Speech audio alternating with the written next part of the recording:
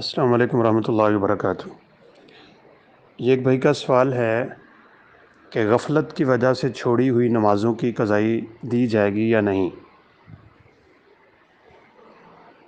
نماز کو چھوڑنے والے افراد کی دو قسمیں ہیں۔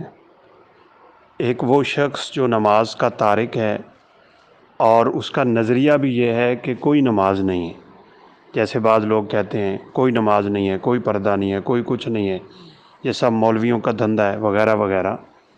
ایسا شخص کافر ہے، بالاتفاق دائرہ اسلام سے خارج ہے اور اسلامی نقطہ نظر سے وہ واجب القتل ہے۔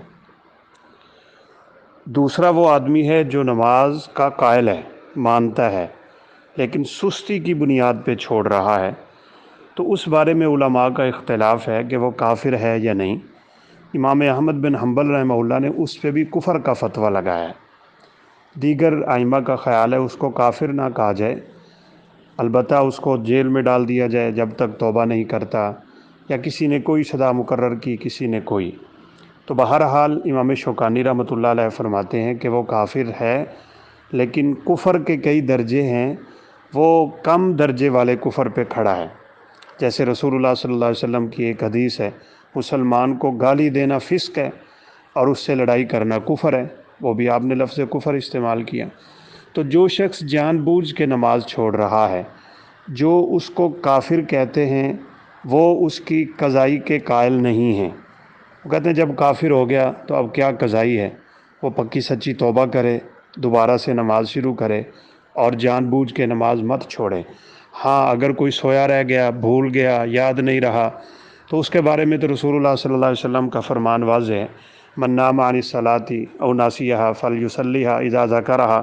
کسی نماز کو انسان بھول گیا ہے، سفر میں تھا، یاد نہیں رہی، یا سویا رہ گیا، تو وہ جب اٹھے، جب یاد آئے وہ پڑھ سکتا ہے، دیگر افراد نہیں پڑھ سکتے۔ البتہ جو علماء اس کو کافر نہیں کہتے، وہ کہتے ہیں اس کو قضائی دینی چاہیے، چاہے اس نے جان بوجھ کے ہی چھوڑی ہے، تاکہ اسے پھر سے وہ نماز کی طرف دوبارہ پلٹے اور اپنی کمزوری کو دور کر لے۔ تو واللہ اعلم یہی موقف کچھ درست لگتا ہے کہ جس نے چھوڑ دی، البتہ اگر بہت زیادہ نمازیں چھوڑی ہیں تو پھر وہ قضائے عمری والا کوئی چکر نہیں ہے۔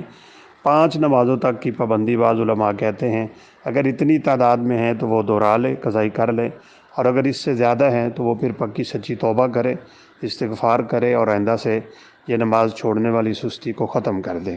واللہ اعلم۔ السلام علیکم ورحمۃ اللہ وبرکاتہ۔